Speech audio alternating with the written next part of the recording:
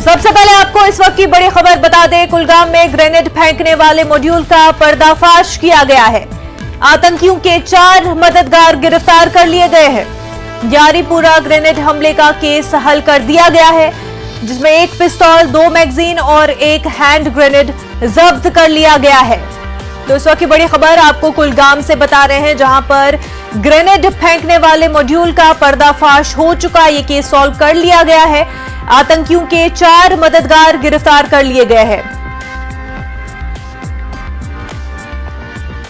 आगे बढ़ते हैं। जम्मू कश्मीर में होने वाले म्युनिसिपल चुनाव को लेकर तमाम सियासी पार्टियां कमर कस चुकी है। बैठकों का सिलसिला भी शुरू हो चुका है।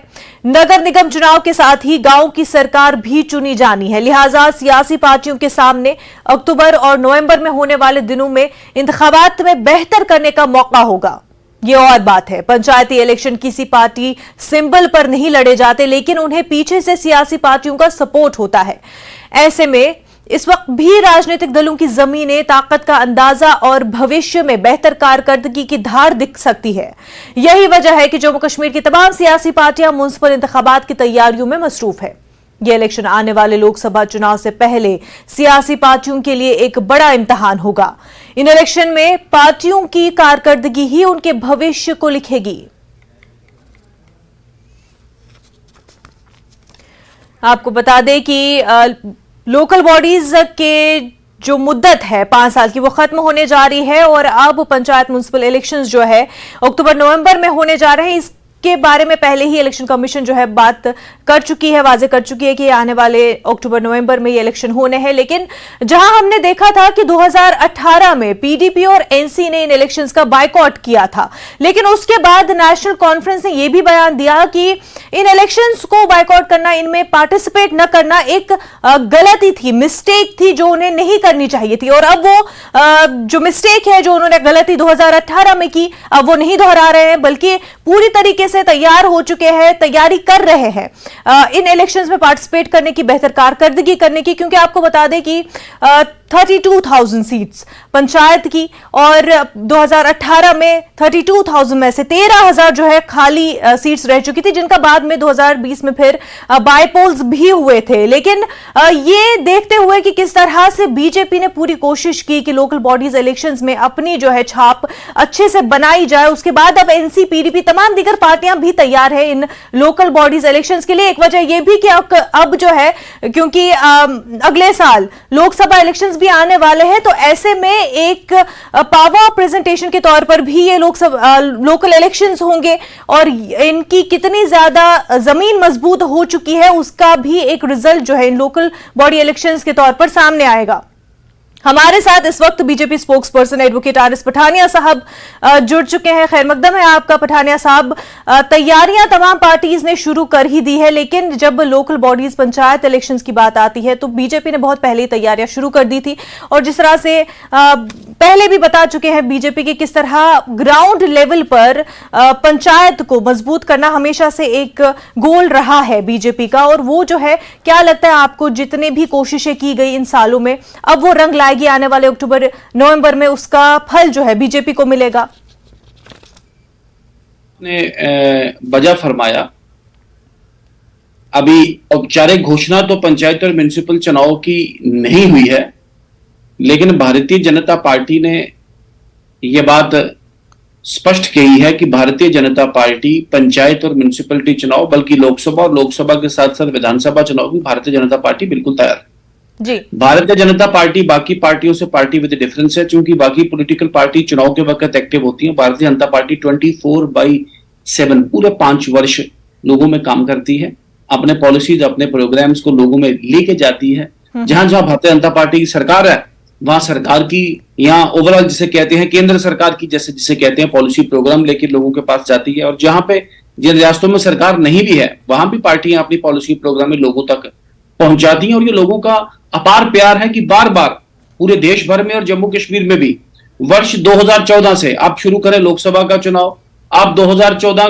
का विधानसभा का चुनाव, अब उसके बाद जिला विकास परिषद का चुनाव, तो उसके बाद उसी दौरान जिसे कहते हैं म्युनिसिपैलिटीज का चुनाव 2018-19 का, तो जी। भारतीय जनता पार्टी रिकॉर्ड पे सबसे बड़ी पॉलिटिकल पार्टी उभर के आई है। पर तो इस पठानिया रिकॉर्ड साहब, को क्या इस कायम वजह करके- से भी कहा जाए कि अगर हम जम्मू कश्मीर की बात कर रहे हैं कि ये जो लोकल बॉडीज इलेक्शंस हुए थे, तो इस वजह से भी शायद मजबूत जमीन इसलिए बीजेपी की दिखी थी क्योंकि पीडीपी एनसी ने तो उस टाइम पे मना कर दिया था, हालांकि बाद में एनसी ने कहा था कि हमसे गलती हो गई। लेकिन क्या इस वजह से भी, और इस बार के अब इलेक्शंस अब मुख्तलिफ होंगे क्योंकि वो भी उतनी ही शिद्दत से अब तैयारियां कर रहे हैं? देखिए, वो एक एस्पेक्ट है मैटर का, आप सबके ध्यान में रहे कि, और आपके दर्शकों के भी ध्यान में रहे कि जिला विकास परिषद का जो चुनाव, डीडीसी का चुनाव 5 अगस्त 2019 के बाद हुआ, और जिसमें बार बार घाटी से जिसे कहते हैं, और मस्जिदों से, बल्कि धार्मिक संस्थानों से, और ऐसे जिसे कहते हैं एक हर जगह से, बल्कि बॉर्डर पार से भी पूरी ताकत की गई, और एक कॉल दी गई कि भारतीय जनता पार्टी लखनपुर के उस तरफ दिखाई देगी, यहां पे भारतीय जनता पार्टी नहीं दिखाई देगी। सभी पॉलिटिकल पार्टीज, अब बाइकआउट की बात कर रहे हैं, कांग्रेस इनडायरेक्ट टेसिट तरीके से, बाकी पीडीपी, पीपल्स कॉन्फ्रेंस, नेशनल कॉन्फ्रेंस, अवामी नेशनल कॉन्फ्रेंस, जितनी भी ये जो लोकल जिसे कहते हैं political parties couple with Congress, इन सब ने पीएजीडी गठबंधन बना के भारतीय जनता पार्टी के विरुद्ध लड़ा। लेकिन रिजल्ट आपने देखा, जम्मू कश्मीर के लोगों ने फिर दोबारा सबसे बड़ी और सबसे ज्यादा वोट वाली जिसे कहते हैं political party Bharatiya Janata party, और कश्मीर में भी जिला विकास परिषद में, कश्मीर में भी जिसे कहते हैं कमल का फूल खिला, कश्मीर के भारतीय जनता पार्टी के मैंडेट पे कश्मीर में लोग जीत के आए, राजौरी पुंछ में लोग जिसे कहते हैं बिल्कुल मुस्लिम मेजोरिटी 90-95% वाली मुस्लिम मेजोरिटी में जीत के आए। इस वक्त जो नया जो खिते जिसे कहते हैं एसटी रिजर्वेशन, कोली रिजर्वेशन, गादा ब्राह्मण रिजर्वेशन, वाल्मीकि, या पहली बार जम्मू कश्मीर के इतिहास में जिसे कहते हैं ओबीसी, आज तक जम्मू कश्मीर में ओबीसी कोटा, ओबीसी नाम की चीज ही कोई नहीं थी, तो आज पहली बार जम्मू कश्मीर में अगर ओबीसी भी आ रहा है। और इसके अलावा जो केंद्र सरकार की जिसे कहते हैं जो लोक भवनी जिसे कहते हैं नीति है, जम्मू कश्मीर में भारतीय जनता पार्टियों की जहां जहां म्युनिसिपैलिटी जीती है उनकी परफॉर्मेंस के दम पे भारतीय जनता पार्टी चुनाव सर, लड़ेगी। और भारतीय आपने जनता पार्टी रिजर्वेशंस की बात की, लेकिन सब लोग इससे खुश भी नहीं है। कई लोग जो है प्रोटेस्ट भी कर रहे हैं कि अगर देना होता है तो एक प्रिविलेज ग्रुप जो है, अंडर प्रिविलेज्ड को दिया जाए, या फिर प्रिविलेज्ड को भी उसमें शामिल किया जाए, तो किस तरह से किसको फायदा होगा जब हम हर एक उसमें। This is the politics of reservation. Mandal commission इसका एक जीता जागता जिसे कहते हैं नमूना है। जब आप किसी को देंगे तो नेचुरली यू कैन नॉट, वो मिर्जा गालिब ने कहा कि गालिब ना मान बुरा जो कहें बुरा सभी, तो ऐसा नहीं है, ऐसा भी है जिसे कहें अच्छा सभी, तो ऐसा नहीं है। तो ये जो नया रिजर्वेशन मॉड्यूल है, ये जो commission for socially and educationally backward जिसे कहते हैं, ये जो क्लासेस कमीशन था जिसमें जस्टिस जीडी शर्मा जिसकी सदारत कर रहे थे, पूरा एक साइंटिफिक और कहीं ना कहीं एक जुडिशियल पैरामीटर्स के ऊपर ये रिजर्वेशन रिकमेंड की गई। जिनको भी रिकमेंड की गई उनका इकोनॉमिक स्टेटस, उनकी लैंग्वेज, उनका हिस्ट्री, उनका बिल्कुल एक क्रोनोलॉजिकल जिसे कहते हैं ट्रेस आउट करके कॉम्प्रिहेंसिव रिकमेंडेशन दी गई। भारत की पहले कैबिनेट ने, फिर भारत की संसद ने उस पर अपना स्टैंप उस पर लगाया। और ये जो फैसला है, अभी तो खैर पार्लियामेंट में ये टेबल हुआ है, मुझे लगता है कल को पार्लियामेंट पास करेगा, तो ये फैसला it represents the will of the people of India. जिस फैसले को पार्लियामेंट के दोनों हाउस जिसे कहते हैं पास करेंगे। पठानिया साहब, ये कहा जा रहा है कि इस तरह से कानून लाना या इस तरह से ये फैसले लेना आईनी तौर पर सही नहीं है। आपके ओपोजिशन लीडर जो है वो कह रहे हैं कि ये आईन की खिलाफ वर्जी हो रही है। आपके ध्यान में रहे, कोई, मैं पेशे से जिसे कहते हैं एक लॉ का जिसे कहते हैं स्टूडेंट भी हूं, मैं नहीं बोलूंगा कोई जिसे कहते हैं एक्सपर्ट, मैं छोटा सा एक लॉ का स्टूडेंट हूं। मेरे साथ आके डिबेट करें, मेरे साथ आके बात करें, मुझे बताएं कौन सा आयन का, संविधान का जिसे कहते हैं कौन सा प्रावधान की उल्लंघना हुई है। हाँ, उल्लंघना हुई थी पिछले 6-7 दशकों से, जो इनका जायज हक था, उस हक से ये लोग वंचित रखे गए।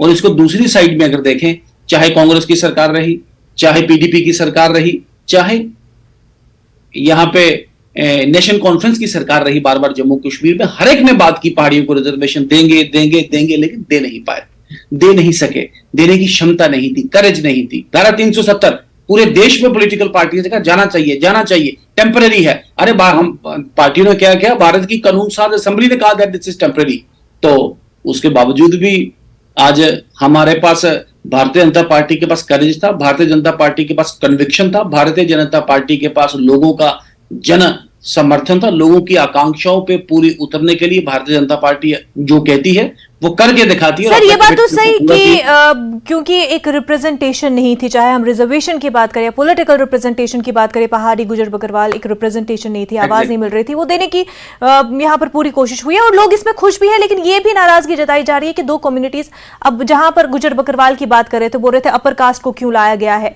ऐसे में ये क्या डर रहेगा कि, क्योंकि हमने देखा है कि जब दो कम्युनिटीज को इस तरह से सामने लाते हैं तो उसके नतीजे भी कुछ अच्छे नहीं होते हैं। हमने कई रियासतों में देखा और रिसेंट एग्जाम्पल हमारे पास मणिपुर की भी है। जी देखिए, मणिपुर एक सेपरेट केस है। मणिपुर एक सेपरेट केस है। मणिपुर की वजाहत करूंगा तो खैर डिबेट कहीं और चले जाएगी। जम्मू कश्मीर का एक स्पेसिफिक, एक अलग जिसे कहते हैं जम्मू कश्मीर का केस है। सबसे पहले तो वाजा किया गया है कि जो गुज्जर और बकरवाल जो बिरादरी है, इनकी रिजर्वेशन को कहीं भी टच नहीं किया जाएगा। एक पार्ट जो भी एजुकेशनल इंस्टीट्यूशंस में, चाहे वो नौकरी के लिए या एडमिशन के लिए जो जिसे कहते हैं रिजर्वेशन होती है, उनकी in addition to that reservation दी जाएगी। अब जहां तक आपने बात की पॉलिटिकल रिजर्वेशन की, जम्मू कश्मीर में आज तक पॉलिटिकल रिजर्वेशन तो थी ही नहीं। अब आप बोले कि गुज्जर बकरवाल की पॉलिटिकल रिजर्वेशन का जो शेयर है वो जियोपैटाइज हो गया, नॉट एट ऑल। आज तक पॉलिटिकल रिजर्वेशन थी ही नहीं। और आप सबके ध्यान में रहे, जो भारत का संविधान, जो रिप्रेजेंटेशन ऑफ पीपल्स एक्ट और जो डिलिमिटेशन एक्ट के जो पैरामीटर्स हैं, उन पैरामीटर्स के तहत एक प्रदेश में इतनी सीट्स एसटीज के लिए रिजर्व होती हैं commensurate to their total population. उनकी टोटल पॉपुलेशन में कितना परसेंटेज है, मान लीजिए 100 में से 10% यहाँ पे पॉपुलेशन है तो 100 में से 10 सीट्स यहाँ पे एसटीज के लिए रिजर्व होंगी।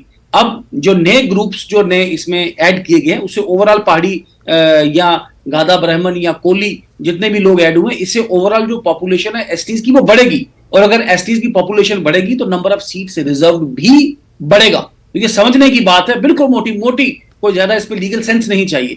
जहां तक नौकरियों की रिजर्वेशन है वो in addition to the already accorded reservation होगी। जो पॉलिटिकल रिजर्वेशन की बात है भाई, सीटें ही बढ़ जाएंगी तो कहां एक तो दूसरे सर पठानिया साहब, तो फिर क्या इसका जो है एक फायदा आप देख रहे हैं कि बीजेपी को होता हुआ आने वाले इलेक्शंस में, क्योंकि और ओपोजिशन पार्टियां भी जो है वो नियत पर भी सवाल खड़े कर रहे हैं, यहाँ पे बोल रहे हैं कि डीलिमिटेशन का भी मकसद यही था और अब जो ये बात की जाती है या ये स्टेप्स लिए जा रहे हैं, ये तो बस एक वोट वाली सियासत हो रही है।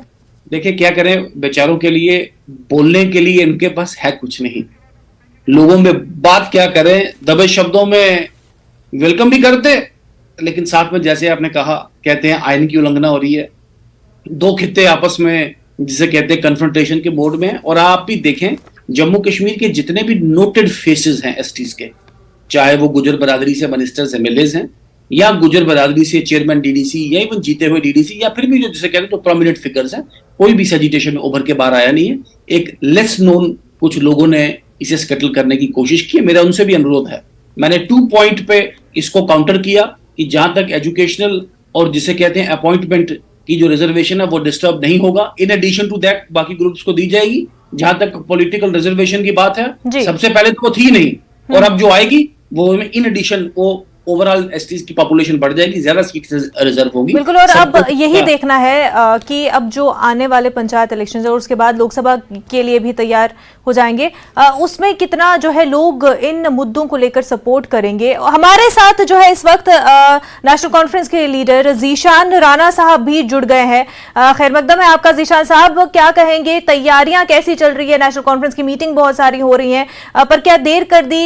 जिस तरह से अभी पठानिया साहब भी बोलते हैं कि शुरू से ही जो है बीजेपी एक पार्टी है जो तैयारियां शुरू कर देती है पहले से ही, लेकिन लास्ट में जब इलेक्शन आने अब दहाने पर होते हैं इलेक्शंस, तब जाके दूसरी पार्टियां जागती है। क्या एनसी का वही हाल है? देखिए, पठानिया साहब को मैं सुन नहीं पाया क्योंकि इसमें कुछ ऑडियो डिफिकल्टी थी कुछ सुनने में।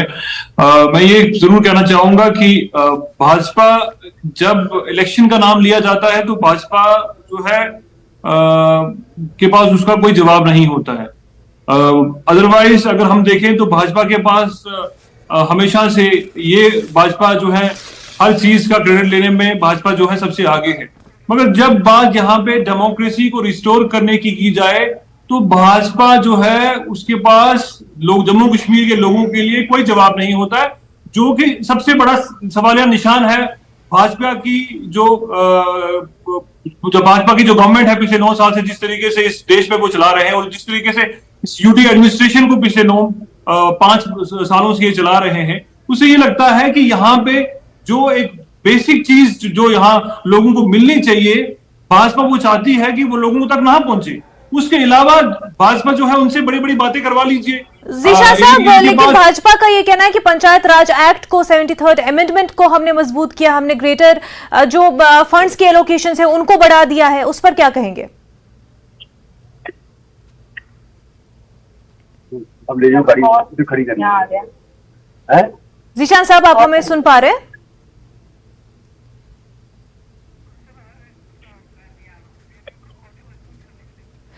जीशान साहब, आप प्लीज अपने वीडियो का जो ऑडियो है वो अनम्यूट कर दे ताकि हम आपको सुन पाए। पहली बार 3 टायर सिस्टम पंचायती राज में जम्मू कश्मीर के इतिहास में देखने को मिला है।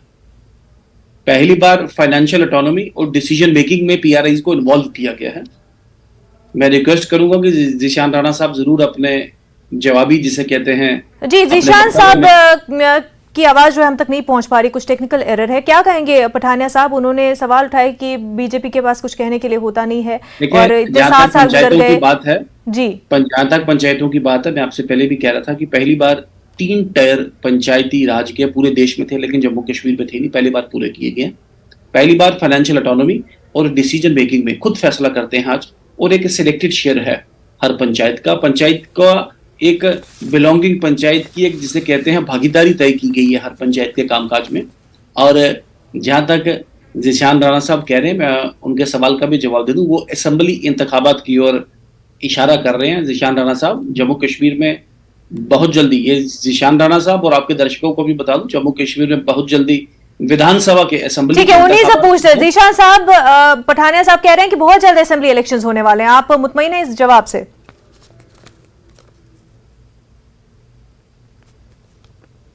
जीशान साहब, मुझे आपकी आवाज मेरे तक नहीं पहुंच पा रही है। जी, जीशान साहब, पठानिया साहब कह रहे थे कि आपका इशारा असेंबली इलेक्शन की तरफ था, तो उन्होंने कहा है कि जल्द ही जो है जेके में असेंबली इलेक्शंस भी होने हैं, क्या कहेंगे?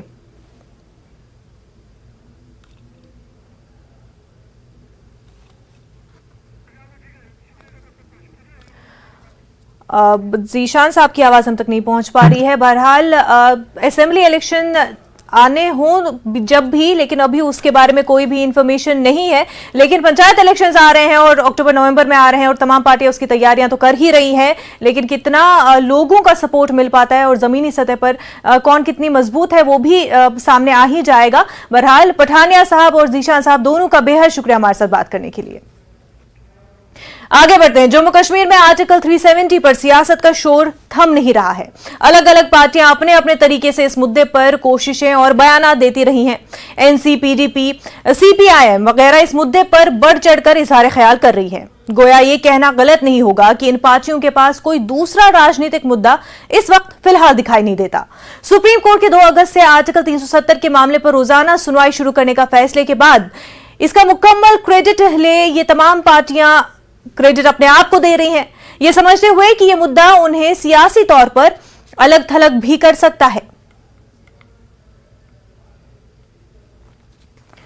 तो 370 पर सियासत जो है लगातार जारी है। हमारे साथ ही मनोज बराह रास्त जुड़ चुके हैं। मनोज, एनसी, पीडीपी, सीपीआईएम तो इस मुद्दे को जोरों शोर से उठा ही रही थी, लेकिन अब जो है गुलाम नबी आजाद भी पीछे नहीं हट रहे, उनकी पार्टी भी पीछे नहीं हट रही और वो पार्टियां भी जो कहीं ना कहीं सेंटर का सपोर्ट कर रहे थे इस मुद्दे पर, वो भी अब आगे आ रहे हैं।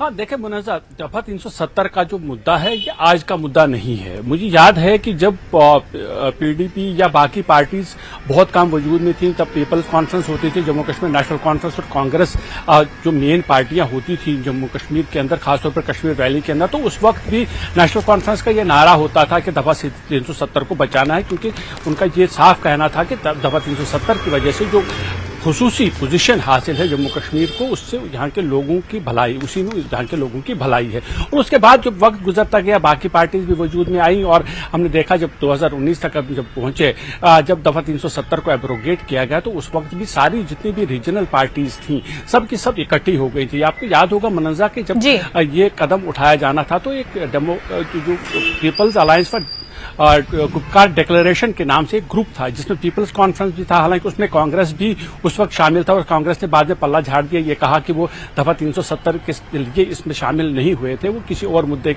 से इसमें शामिल हुए थे। जबकि पीपल्स कॉन्फ्रेंस ये कहते हुए अलग हो गई कि उन्होंने ये कहा कि दफा 370 को अगर किसी ने कमजोर किया है तो वो नेशनल कॉन्फ्रेंस है या फिर वो पीडीपी है। तो ज्यादा उनका जो इल्जाम था वो नेशनल कॉन्फ्रेंस था। यानी कुल मिलाकर जितनी भी कश्मीर सेंट्रिक पॉलिटिकल पार्टीज हैं वो सबके सब 370 की बातें करते रहे हैं। पहले उसको ये कहते हुए कि दफा 370 के साथ छेड़छाड़ नहीं की जाएगी, ये नारा था। उसके बाद जब दफा 370 में संशोधन किया गया, जब उसको हटाया गया, एब्रोगेट किया गया, तो उसके बाद से लगातार ये कोशिश की जा रही है उन पार्टीज की तरफ से। वो ये कहते हैं कि जिस तरह से इस आर्टिकल को हटाया गया है वो कानूनन गलत था, उसका कोई कानूनी जवाजियत नहीं थी और उसको सुप्रीम कोर्ट में चैलेंज किया गया। कई लिटिगेशंस अभी भी सुप्रीम कोर्ट में है। बिल्कुल, और इसी हवाले से अब क्योंकि मनोज 2 अगस्त से बात की जा रही सुप्रीम कोर्ट में डेली हियरिंग की, तो क्योंकि पहले एक अलग मौकुफ था गुलाम नबी आजाद का कि अचीवेबल नहीं है और जो अचीवेबल नहीं है उस पर बात क्यों करे, लेकिन अब उसका बदलता हुआ रुख, इसको कैसे देखें? देखिए, बिल्कुल जो गुलाम नबी आजाद की जो पार्टी है डेमोक्रेटिक प्रोग्रेसिव आजाद पार्टी, उसका भी एक बहुत बड़ा एक चंक है। वो कोशिश ये कर रहा है कि जो कश्मीर वैली के अंदर जिस तरह का सेंटिमेंट है, मैं आपको मुनज़्ज़र बताऊं कि दफा 370 के बारे में जब हम बात करते हैं तो इसके साथ जो पॉलिटिकल पार्टीज रही उन्होंने खास तौर पर जो कश्मीर वैली के लोग हैं उनके साथ एक, हम इसको ये कह सकते हैं कि उनके जज्बात के साथ इसको मिलाया है। तो ये एक जज्बाती नारा रह चुका है, जैसे मैंने पहले जिक्र किया कि पहले से भी और आजकल भी ऐसा है।